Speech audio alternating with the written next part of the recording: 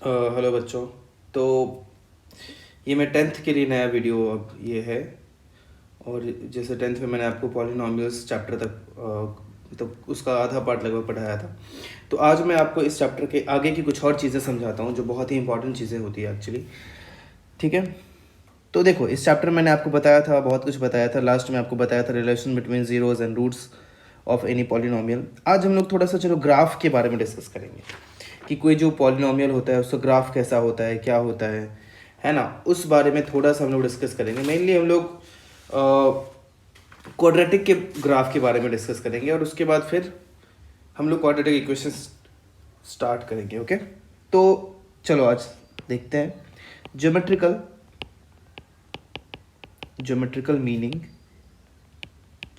Meaning of zeros of a polynomial. ठीक है, geometrical meaning of zeros of a polynomial भी ये क्या होता है। देखो, अब पहली बात, आपने पहले भी देखा है कि अगर एक पॉलिनॉमियल होता है F x equals to A X plus B, जहाँ ए ज़ीरो के इक्वल नहीं है, तो ये एक लीनियर है। ये क्या है? एक लीनियर पॉलिनॉमियल है। लीनियर मीन्स एक्स पे पावर एक ही है। तो इस केस में ग्राफ कैसा होगा इसका? Graph of y equals to A X plus B is a straight line. अब आप बोलोगे सर क्वेश्चन में F x equals to X plus B था, आपने इधर y इक्वल्स टू एक्स भी ले लिया। तो आगे भी हम लोग ऐसा ही करेंगे, क्योंकि कोई भी ग्राफ होता है उसमें y के वैल्यूज़ होते हैं, x के वैल्यूज़ होते हैं, है ना। तो हम लोग F x equals to X plus B रहेगा, वहाँ पे एफ एक्स को y एज्यूम करेंगे, क्योंकि फिर y एक्सिस पे एफ एक्स रख पाए और x एक्सिस पे x का वैल्यू रख पाए। ठीक है, इसीलिए क्योंकि वो एक स्ट्रेट लाइन होता है और वो लीनियर, उसको बोला जाता है कि वो लीनियर पॉलिनॉमियल है। अब बात ये आती है कि अगर कोई क्वाड्रेटिक पॉलिनॉमियल हो, क्वाड्रेटिक मीन्स मैं ले लेता हूँ कि f x equals to A x square plus B x plus c, a x square plus B x plus c. अगर ऐसा होता है, यहाँ भी a can not be equals to zero. Why a can't be equals to zero? Because अगर a zero होगा तो फिर एक्स स्क्वायर का टर्म रहेगा ही नहीं, तो फिर वो क्या हो जाएगा? लीनियर रह जाएगा, क्वाड्रेटिक ही नहीं बचेगा, है कि नहीं। तो उस चीज़ का ध्यान रखते हुए ऐसा अपने को लिखना पड़ेगा कि ए कभी जीरो के इक्वल नहीं हो सकता है। तो अगर इस क्वाड्रेटिक का आप ग्राफ ड्रॉ करोगे तो वो एक पैराबोला होगा। देखो मैं क्या बोल रहा हूँ। तो graph of y equals to A x square plus B x plus C where A can not be equals to zero is always a parabola. अब आपके दिमाग में आ रहा होगा कि ये पैराबोला क्या होता है, ये पैराबोला क्या होता है। तो देखो अभी तत्काल वैसे पैराबोला कुछ ऐसा दिखता है, या फिर वो ऐसा भी दिख सकता है, कैसा भी दिख सकता है, या फिर वो ऐसा भी दिख सकता है, वो ऐसा भी दिख सकता है, वो ऐसा भी दिख सकता है, वो ऐसा भी दिख सकता है, बहुत सारा दिख सकता है। लेकिन ये सब चीज़ों के बारे में बहुत ही ज़्यादा डिटेल में हम लोग पढ़ेंगे, एक अलग से चैप्टर ही पढ़ेंगे जिसका नाम होगा पैराबोला। कब? 11th स्टैंडर्ड में। कब पढ़ेंगे? 11th स्टैंडर्ड में पढ़ेंगे। वो भी तब जब आप आईआईटी का प्रिपरेशन करोगे तो 11th में पढ़ोगे, या अगर बोर्ड्स के हिसाब से जाओगे तो कई बार अलग अपने बिहार बोर्ड में वो कई कुछ पार्ट उसका 12th में भी रहता है, कुछ पार्ट 11th में रहता है। तो मेनली हम लोग मीन्स 10th के बाद बहुत ही डिटेल में पैराबोला एक अलग से चैप्टर पढ़ेंगे, और बहुत मज़ेदार चैप्टर होता है, बहुत मज़ा आता है।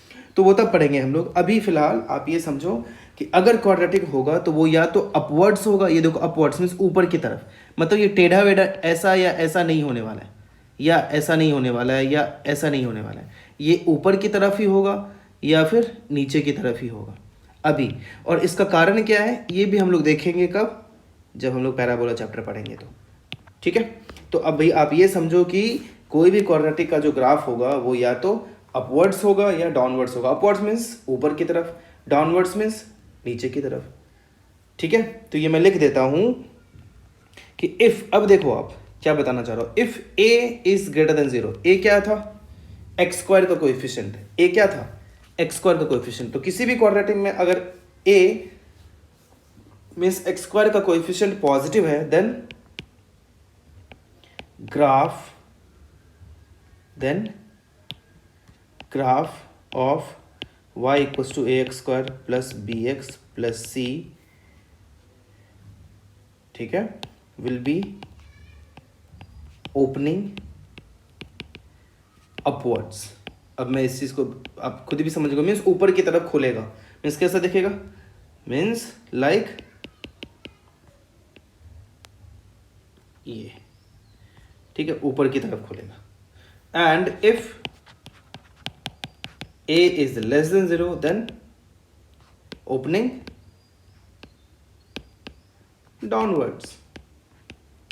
डाउनवर्ड्स, ठीक है। और लाइक क्या दिखेगा, वो कैसा दिखेगा?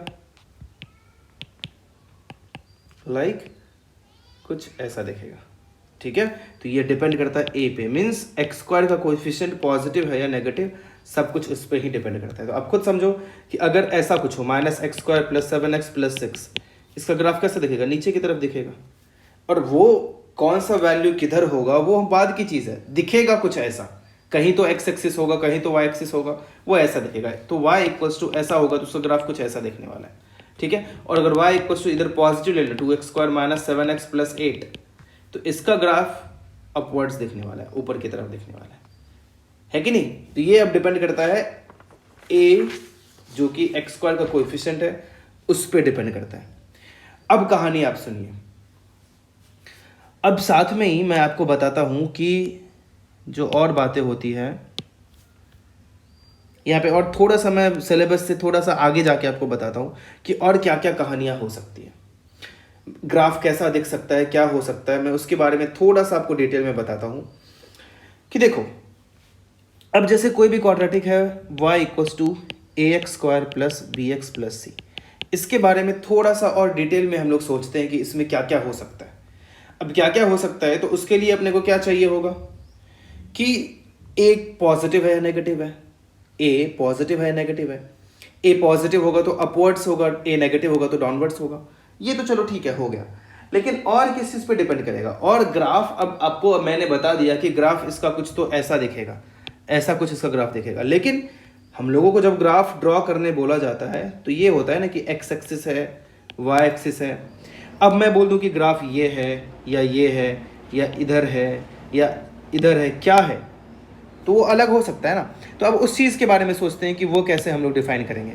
तो उसके लिए अपने को ये सोचना पड़ेगा कि इसके जो ज़ीरोज़ हैं वो क्या क्या है। ध्यान से देखना, अब ज़ीरोज़ क्या क्या है, तो ज़ीरोज़ में आप ये समझो कि ज़ीरोज़ मतलब होता है कि x के वो वैल्यूज़ जिस पे y का वैल्यू 0 हो जाए। तो x के वो वैल्यूज़ जिस पे y का वैल्यू 0 हो जाए। तो y का वैल्यू किसी ग्राफ में 0 कब होता है? x एक्सिस पे। किसी ग्राफ में y का वैल्यू 0 कब होता है? x एक्सिस पे। मीन्स इसका जो 0 होगा वो क्या होगा? वो ग्राफ x एक्सिस को जहाँ कट कर रहा है, वो ग्राफ x एक्सिस को जहाँ कट कर रहा है। तो सपोज ऐसा मैं मान लेता हूँ कि अगर इसका ग्राफ ये है जो मैंने अभी ड्रॉ किया है, इसकी ज़ीरोज़ क्या क्या हो गए? ये और ये दोनों इसकी ज़ीरोज़ हो गए, है कि नहीं? अगर मैं बोलूँ कि ग्राफ ये है तो ज़ीरोज़ क्या हो गए? ये हो गए और ये हो गए। ये चीज़ आपको समझना पड़ेगा, ठीक है। ज़ीरोज़ ये हो गया या फिर ये हो गया, ये चीज़ आप समझो कि ये ज़ीरोज़ हो जाता है, ओके। अब आगे और थोड़ा सा देखते हैं।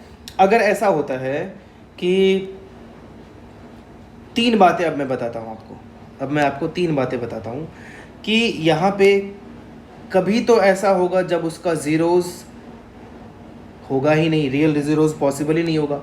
इन चीज़ों के लिए फिर क्वाड्रेटिक इक्वेशन पढ़ना बहुत ज़रूरी है। इन चीज़ों के लिए क्वाड्रेटिक इक्वेशन पढ़ना भी बहुत ज़रूरी है।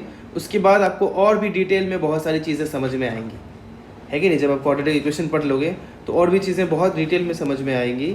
तो साथ में मैं आपको थोड़ा थोड़ा आइडिया दे देता हूँ जिससे क्वाड्रेटिक इक्वेशन आप इजीली समझ पाओ, है कि नहीं? तो यहाँ पे मैं ये बताना चाह रहा हूँ कि जैसे आपको बताया था मैंने कि y = इसका जो 2 रूट होते हैं अल्फ़ा एंड बीटा, इसके 2 रूट होते हैं अल्फ़ा एंड बीटा। तो अगर वो अल्फ़ा बीटा का वैल्यू फाइंड करने पूछा जाए क्या होगा, वो तो क्वाड्रेटिक इक्वेशन में पढ़ेंगे हम लोग। लेकिन यहाँ पे सिर्फ आप ये समझ लो कि ये ग्राफ जो हो सकता है वो 3 टाइप का हो सकता है। मैं आपको ये बहुत डिटेल में समझाऊंगा, ये बहुत इंटरेस्टिंग चैप्टर लगता है मुझे। ये आपको बहुत डिटेल में समझाऊंगा जब हम लोग क्वाड्रेटिक इक्वेशंस पढ़ेंगे, तो बहुत डिटेल में आपको पढ़ाने वाला हूँ ये। अभी तत्काल के लिए ये चैप्टर में आपको सिर्फ इतना पता होना चाहिए कि y = ax² + bx + c के अगर 2 रूट हैं अल्फ़ा बीटा, तो आप ये समझो कि ग्राफ अगर अब ऐसा होगा, ग्राफ अगर कुछ ऐसा होगा, मीन्स एक्स एक्सिस को 2 पॉइंट पे कट करेगा, means alpha and beta both are real and distinct.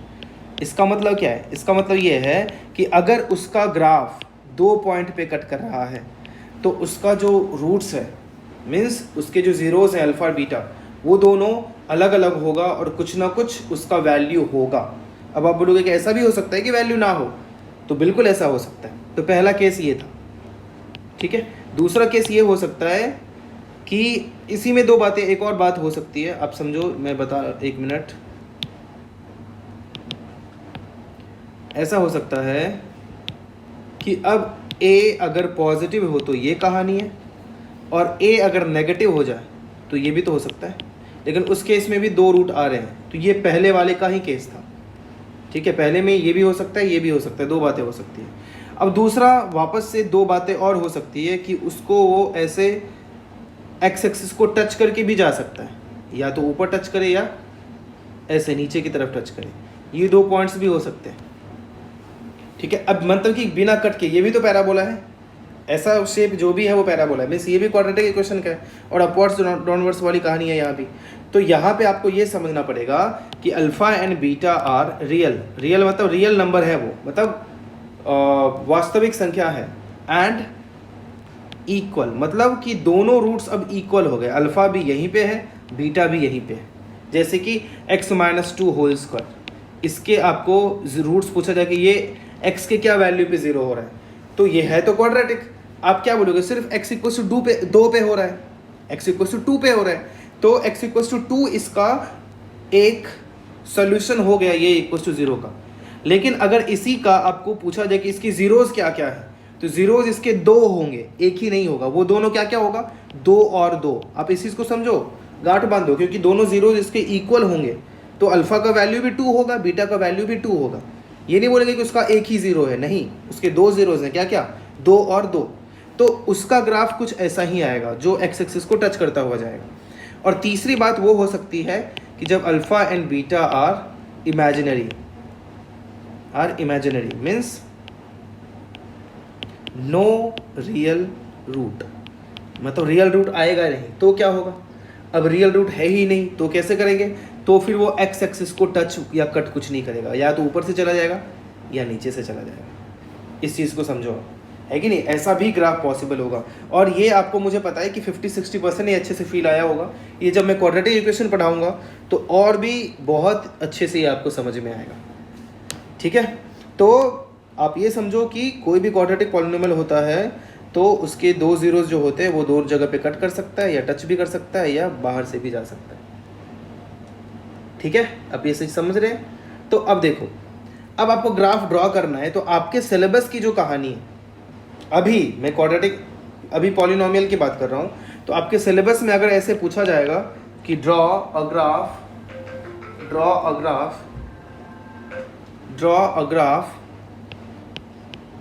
of the polynomial fx equals to x square minus 2x minus 8, तो क्या करोगे? तो अभी फ़िलहाल आपको जो क्योंकि आपको बहुत डिटेल में इसके बारे में पता नहीं है, जो मैं आपको बताऊंगा आगे पढ़ाने के बाद मैं बहुत अच्छे से बताऊंगा ये चीज़, पर लेकिन अभी क्योंकि पता नहीं है, तो आपको जैसे बचपन से करते आ रहे हो, आपको वही काम करना है।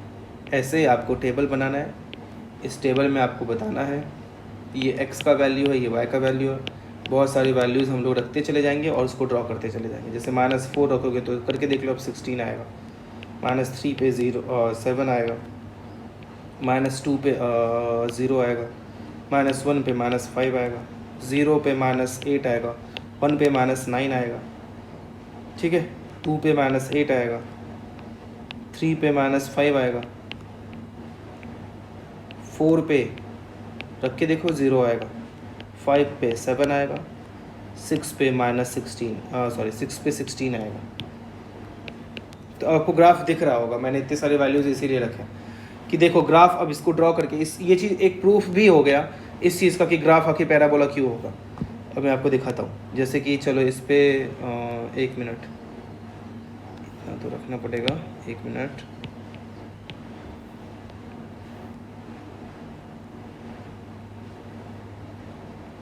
चलो इस ऐसे ग्राफ ड्रॉ करके देखते हैं। तो ये 1 2 3 4 5 6 7 8 9 और ऊपर y की वैल्यू 16 18 तक जा रहा है, तो 2 2 से कर लेते हैं। ठीक है, 2 2 से कर लेते हैं। 2 4 6 8 10 12 14 कहाँ तक जा रहा है? 16 तक ना। 16 चलो 18 कर दिया एक्स्ट्रा। नेगेटिव में कहाँ तक आ रहा है? -9 तक आ रहा है, तो इसमें भी 2 रख देता हूँ। -2 -8 सॉरी -4 -6 -8 -10 और वैसे -10 तक ही है, चलो -12 भी ले, -9 तक ही है वैसे, ठीक है।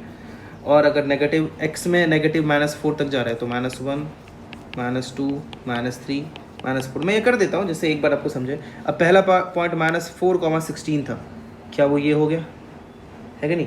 दूसरा पॉइंट -3,7 था, -3 और ये 7, तो इसके बीच में ले लेते हैं कहीं। थर्ड पॉइंट क्या था? -2,0 तो ये हो गया। फोर्थ क्या था? -1 -5 x -1 y -5 कुछ इधर आएगा। फोर्थ क्या था? 0, मतलब x पे 0, -8 फिर 1, -9 है ना। 1, -9 कहाँ आएगा? कहीं इधर आएगा 1, -9 है कि नहीं। x2 रखा तो y -8, 2 पे -8, ठीक है। 3 पे -5, 4 पे 0, 5 पे 7 और 6 पे 16 वापस ऊपर। अब देख रहे हो कैसे वो वापस ऊपर तक चला गया। तो ग्राफ इसका आपको कैसा दिख रहा है? इसको ज्वाइन करो, ऐसे ग्राफ देखो, सारे पॉइंट्स को ज्वाइन करोगे तो अब जैसे हाथ से कर रहे हैं तो परफेक्ट तो होगा नहीं, लेकिन आप समझ तो जाओगे। देखो ग्राफ ऐसा दिखा, ऐसा बना ग्राफ। तो ऐसे जो ग्राफ बनते हैं उसी को क्या बोला जाता है? पैराबोला बोला जाता है। तो ये देखो किस तरह से एक पैराबोलिक ग्राफ बन चुका है। ओके, अब आप समझ गए होंगे। तो ये कहानी थी एक क्वाड्रेटिक के ग्राफ की। तो आप खुद से इसी मेथड का यूज़ करके, आपको एक होमवर्क दे रहा हूँ, वो होमवर्क कीजिए। Draw the graph of the quadratic polynomial of the quadratic polynomial fx equals to 3 minus 2x minus x square, 3 minus 2x minus x square, ये आपको ड्रॉ करना है, ठीक है। अब थोड़ा सा क्यूबिक के बारे में डिस्कस करते हैं कि क्यूबिक इक्वेशन जो होता है उसका ग्राफ कैसा होगा। तो यहाँ पे अब समझो ध्यान से आप, ये आपका होमवर्क है, ये आप कीजिएगा। ये मैंने आपको क्वाड्रेटिक के बारे में बताया, तो ये क्वाड्रेटिक का ग्राफ हो गया। ये भी मैं ये पहले ही बता दूँ कि ये बहुत डिटेल में मैंने डिस्कस नहीं किया है, जितना आपके सिलेबस में है फिलहाल मैंने उतना ही बताया है, ठीक है। और इसके बारे में बहुत ज़्यादा डिटेल में जब मैं क्वाड्रेटिक पढ़ाऊँगा तब सिलेबस से थोड़ा सा बाहर जाके भी मैं आपको बताऊँगा, ठीक है, कि क्या क्या चीज़ें और हो सकती है, जो कि 11th में एक्चुअली सिलेबस में होते हैं, तो तब मैं जाके बताऊँगा। अब जैसे क्यूबिक के ग्राफ की बात आई, तो आप ये समझो कि क्यूबिक के कितने रूट हो सकते हैं? 3 रूट हो सकते हैं, क्योंकि इसका पावर क्या है? 3 है। तो क्यूबिक के 3 रूट हो सकते हैं। तो ऐसा ज़रूरी तो नहीं है कि तीनों के तीनों रियल रूट हो, है ना। तो एक बात आप गांठ बांध लो कि किसी भी पॉलिनोमियल के जो नंबर ऑफ रूट्स होते हैं, अगर नंबर ऑफ इर्रेशनल रूट आ जाए, समझ लो आप कि जैसे क्वाड्रेटिक की ही बात करें, तो एक रूट अगर इर्रेशनल है तो दूसरा रूट भी इर्रेशनल ही होगा। देखो देखो मैं क्या बोल रहा हूँ, मीन्स दोनों रूट इर्रेशनल होगा अगर इर्रेशनल है तो।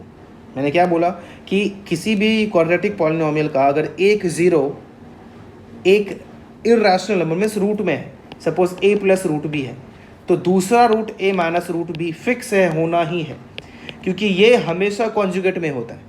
ये चीज़ आप समझो। उसी प्रकार क्यूबिक में भी यही कहानी होगी। अब कोई क्यूबिक है तो उसका अगर फैक्टर करोगे तो एक लीनियर होगा, एक क्वाड्रेटिक होगा।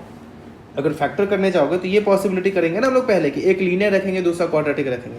तो क्योंकि एक क्वाड्रेटिक आ गया है, तो क्यूबिक का भी जो रूट होगा या जीरोज होगा, वो अगर इरेशनल होगा तो 2 रूट इरेशनल होगा और एक रैशनल होगा, या तो तीनों का तीनों रैशनल होगा। समझो इस चीज़ को ध्यान से, मैं क्या बताना चाह रहा हूँ। या तो तीनों का तीनों रैशनल होगा, या एक रैशनल 2 इरेशनल होगा। ऐसा कभी नहीं होगा कि 2 रैशनल हो जाए, एक इरेशनल हो जाए। और ये कहानी हम लोग तब बात कर रहे हैं जब सारे कोएफिशिएंट्स और कांस्टेंट्स एक रैशनल नंबर है तो, ठीक है, means x cube plus B x square plus c x plus d के केस में अगर ए बी सी डी चारों एक रैशनल नंबर है तो इसमें दो पॉसिबिलिटी हो सकती है, या तो 3 रैशनल रूट आ जाए, देखो ध्यान से, रैशनल रूट आ जाए, ये तब बात कर रहे हैं जब तीनों रूट से रियल है, या तो एक रैशनल आ जाए एंड 2 इर्रेशनल आ जाए। ऐसा कभी नहीं होगा कि 2 रैशनल आ जाए 1 इर्रेशनल, ऐसा कभी नहीं होगा, ठीक है, पॉसिबल ही नहीं है, ये वाला चीज़ कभी नहीं हो सकता है, चांस ही नहीं है। उसी प्रकार अब मैं आता हूँ इमेजिनरी रूट में। अब देखो इमेजिनरी रूट क्या होता है, इमेजिनरी रूट होता है कि अगर रियल रूट नहीं है, मीन्स कुछ तो आयोटा, इमेजिनरी मैंने आपको पहले भी बताया होगा कि अगर x square plus 1 equal to 0 है तो एक्स का वैल्यू रूट ओवर -1 आता है, तो इस चीज़ को बोलते हैं इमेजिनरी नंबर, या इसको आयोटा से रिप्रेजेंट किया जाता है। तो कई क्वाड्रेटिक का ऐसा भी होगा जब रूट उसके इमेजिनरी आएंगे, जैसे ये इमेजिनरी रूट वाला है, मीन्स जब उसका आप ग्राफ ड्रॉ करोगे तो कुछ ऐसा दिखेगा क्वाड्रेटिक का, मीन्स वो एक्स एक्सिस को देखो कट ही नहीं कर रहा है या टच ही नहीं कर रहा है, तो एक्स एक्सिस को कट या टच कर ही नहीं रहा है, तो आप कैसे बोल सकते हो कि इसके रूट है या नहीं है? नहीं है ना, बिल्कुल नहीं है, कट करेगा तभी रूट होगा या 0 होगा, क्योंकि कट नहीं कर रहा तो इमेजिनरी 0 है, मतलब कहीं पे उसका 0 हो ही नहीं सकता है, तो ऐसे भी पॉसिबिलिटी होता है। तो ऐसे केस में भी अगर उसका एक रूट इमेजिनरी है तो दूसरा रूट भी इमेजिनरी ही होगा, ऐसा कभी नहीं होगा कि एक रूट रियल हो जाए दूसरा रूट इमेजिनरी हो जाए, ऐसा कभी नहीं होगा, या तो दोनों रियल होंगे या दोनों इमेजिनरी होगा। ओके, ये चीज़ आप समझ लो कि क्वाड्रेटिक इक्वेशन के केस में या तो दोनों रूट या दोनों जीरोज रियल होंगे या दोनों इमेजिनरी होंगे, एक रियल एक इमेजिनरी पॉसिबल नहीं है। ओके, तो इसको मैं इतना क्यूबिक में इसीलिए बता रहा हूँ क्योंकि क्यूबिक के केस में भी अब यही होगा कि क्यूबिक का ग्राफ अब डिपेंड करेगा उसके जीरोज पे।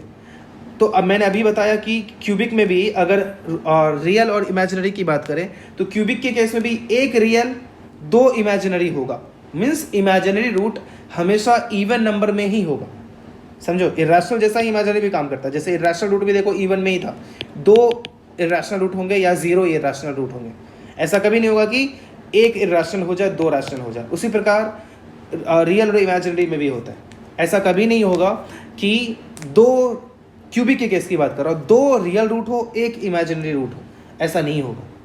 ये पॉसिबल है कि तीनों रियल हो जाए या फिर एक रियल हो 2 इमेजिनरी हो, ठीक है। तो अब क्यूबिक का ग्राफ 2 प्रकार का हो सकता है, मैं बताता हूँ, या तो वो एक्स एक्सिस को 3 पॉइंट पे, या तो एक्स एक्सिस को 3 पॉइंट पे कट करे, या तो एक्स एक्सिस को 3 पॉइंट पे कट करे, या फिर ये हो सकता है कि वो 1 पॉइंट पे कट करे 1 पॉइंट पे टच करे, या फिर ये हो सकता है कि वो सिर्फ एक ही पॉइंट पे कट करे। जैसे कि अब मैं आपको ग्राफ बताता हूँ क्यूबिक का कैसा दिखेगा। क्यूबिक का ग्राफ ऐसा हो सकता है, ये क्यूबिक का ग्राफ होता है, ठीक है। या फिर ये देखो 3 पॉइंट पे कट किया, इधर इधर इधर, मीन्स इसके 3 रूट हो गए। या फिर ये हो सकता है कि ऐसे, देखो इसकी बात मैं कर रहा था कि ऐसा हो जाए, देखो एक ही पॉइंट पे कट किया है कि नहीं, एक ही पॉइंट पे कट किया, ऐसा ग्राफ हो सकता है। और बाकी दोनों जो रूट हुए वो क्या है, इमेजिनरी रूट है। आप ये चीज़ याद रखो, ये चीज़ जब आप आगे की पढ़ाई करोगे ना तो ये सब इतना इंटरेस्टिंग हो जाता है कि आपको कुछ आइडिया ही नहीं है, बहुत मज़ेदार हो जाता है और बहुत सारे क्वेश्चन इस पर बेस्ड बनते हैं। अब और भी टाइप का हो सकता है, और ऐसा भी हो सकता है क्यूबिक का ग्राफ ऐसे आए और ऐसे चला जाए, मीन्स ये 0 है, 0 पॉइंट पे कट कर गया। आप ये जान लो कि ये y = x³ का ग्राफ है ना, ये किसका ग्राफ है, y = x³ का ग्राफ है, ऐसा कुछ दिखता है। मैं थोड़ा सा और ढंग से कर देता हूँ इसे, ऐसा कुछ दिखता है y = x³ का ग्राफ, मीन्स जैसा ऊपर है वैसा ही नीचे है, थोड़ा सा चेंज हो गया। और अब इतना जान लो y = x² का ग्राफ कुछ ऐसा दिखता है, इसको 0 पे टच करता हुआ जाता है। देखो ग्राफ्स याद हो ना तो आगे 11th-12th में आपसे 70% क्वेश्चंस बन जाएंगे अगर ग्राफ्स याद हो तो, और ग्राफ्स याद नहीं हो तो बहुत प्रॉब्लम होती है। तो ग्राफ से अभी आपको बहुत फेमिलियर बन जाना है, ठीक है। तो क्यूबिक का ऐसा ग्राफ पॉसिबल है, या फिर क्यूबिक का ऐसा भी ग्राफ पॉसिबल होता है, एक जगह पे टच करे और फिर ऊपर जाके ऐसे कट कर दे, ये भी पॉसिबल है। अब आप खुद सोचना, मीन्स उसके 2 रूट बराबर है, एक अलग है ना, समझ रहे हो? या ऐसा नहीं कि ऐसे ही ग्रुप है। अब यहाँ भी जो लीडिंग कोएफिशिएंट होता है, लीडिंग कोएफिशिएंट मीन्स क्या, एक्स क्यूब का कोएफिशिएंट, एक्स क्यूब का कोएफिशिएंट पॉजिटिव है, एक्स क्यूब का कोएफिशिएंट पॉजिटिव है, तब ये इधर ऊपर से स्टार्ट होगा। ये मैं यहाँ भी ये बताना चाह रहा हूँ कि अगर y equals to A x cube plus B x square plus c x plus d है, तो उसका ग्राफ, अब मैंने ये मान लिया कि तीनों और इसके 3 रियल रूट्स हैं, ठीक है, तीनों रियल रूट्स हैं, मीन्स एक्स एक्सिस को 3 पॉइंट पे कट करेगा, तो ग्राफ ऐसा हो सकता है या ग्राफ ऐसा भी तो हो सकता है, उल्टा भी तो हो सकता है। अब ये कहानी डिपेंड करता है ए पे, लीडिंग कोएफिशिएंट, अगर ए 0 से बड़ा है तो ऐसा होगा, ए 0 से छोटा है तो ऐसा होगा, ये कहानी हो जाती है, ठीक है। तो ये होता है क्यूबिक का ग्राफ। मैंने थोड़ा सा जल्दी में थोड़ा बहुत ही शॉर्ट में ये चीज़ बताया, आगे बहुत ही इतने अच्छे से मैं बताऊंगा कि आप क्यूबिक का ग्राफ भी बहुत इजीली ड्रॉ कर पाओगे। उसके लिए डिफ्रेंशिएशन सीखेंगे कि डिफ्रेंशिएट करना क्या होता है, उसके लिए इंटीग्रेशन सीखेंगे वो क्या होता है, ये सब चीज़ें जब सीखेंगे ना तो आप किसी भी पॉलिनोमियल का ग्राफ बहुत ईजिली बना पाओगे, ठीक है। तो ये हो गया। अब कई बार ऐसे क्वेश्चन भी आपसे पूछे जाते हैं कि इस ग्राफ के नंबर ऑफ रूट बताओ। तो नंबर ऑफ रूट क्या होता है, एक्स एक्सिस को जितने पॉइंट पे कट कर रहा है। तो ये जो ग्राफ ड्रॉ किया है इसके कितने रूट्स हैं, 1 2 3 4 5 रूट हैं इसके, देखो, क्योंकि एक्स एक्सिस को ये 5 पॉइंट पे कट कर रहा है और पाँचों के पाँचों रियल रूट्स हैं, ठीक है। तो ये हो जाती है कहानी ग्राफ्स की। उसके बारे में थोड़ा सा आज मैंने आपको आइडिया दिया, ठीक है, थोड़ा सा आइडिया दिया, बहुत ही मज़ेदार टॉपिक है ये, ओके।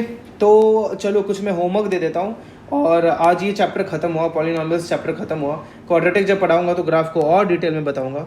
अब चलो कुछ क्वेश्चन मैं होमवर्क में देता हूँ, सबको ये ट्राई करना है। कि पहला सवाल ये है कि find the zeros of the following polynomial, ठीक है। पहला 4x स्क्वायर माइनस, आसान है ये सब, -1। दूसरा 3x square plus 4x minus 4। तीसरा 2x square plus 7x/2 plus 3/4। चौथा 2s square minus 1 plus 2√2s plus √2। पाँचवा v square plus 4√3v minus 15। और छठा t cube minus 2t square minus 15t। ये क्वेश्चन करना है, ठीक है। दूसरा सवाल, if alpha and beta are zeros of f(x) equals to ax square plus bx plus c, then evaluate. क्या मीन्स वैल्यू फाइंड करना है। पहला 1/a alpha plus b plus 1/a beta plus b, ये आप कीजिए, ये मैं देखना चाहता हूँ कितनों से ये होता है। दूसरा a into alpha square by beta plus beta square by alpha plus b into alpha by beta plus beta by alpha. ये दोनों सवाल आपको करना है, ठीक है। अब मैं नया चैप्टर अभी स्टार्ट नहीं करना चाहता हूँ, तो नेक्स्ट डे मैं नया चैप्टर स्टार्ट करूँगा। नेक्स्ट डे अब नए चैप्टर के बारे में आपको डिटेल में बताऊँगा, ठीक है। अब तक ये क्वेश्चन कीजिए, और भी इस पे बेस्ड अगर होगा आगे तो मैं और भी क्वेश्चंस दूंगा, और नेक्स्ट डे नया चैप्टर स्टार्ट करेंगे, ओके। तो आज के लिए इतना ही। आप इसी तरह वीडियो देखते रहिए, जैसे मैं देख रहा हूँ आजकल अच्छे से आप रिस्पॉन्स दे रहे हो, गुड, बहुत अच्छा, इसी तरह करते रहो, ठीक है। थैंक यू सो मच, फिर नेक्स्ट डे